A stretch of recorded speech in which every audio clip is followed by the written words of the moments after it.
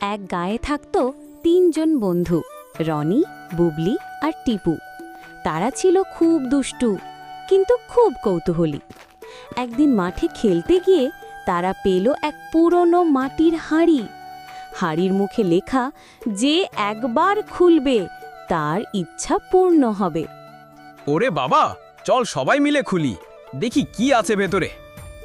এই সব জাদুর হাঁড়ি সিনেমাতেই হয়, তবু খুলে দেখি। তারা তিনজনে মিলে হাঁড়ি খুলল।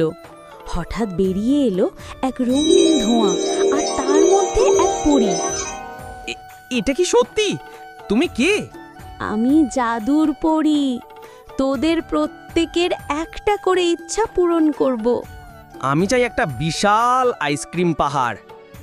আমি চাই যেন আমার পুতুল নিজেরা নাচে। আমি চাই সবসময় বন্ধুদের সঙ্গে থাকি, মজা করি, কিন্তু কখনো ঝগড়া না করি। পরী তিনজনের ইচ্ছা পূরণ করল। তারপর বলল, বন্ধুরা, ইচ্ছা পাওয়ার থেকেও বড় জিনিস হলো পরস্পরের ভালোবাসা আর মিলেমিশে থাকা। সেটা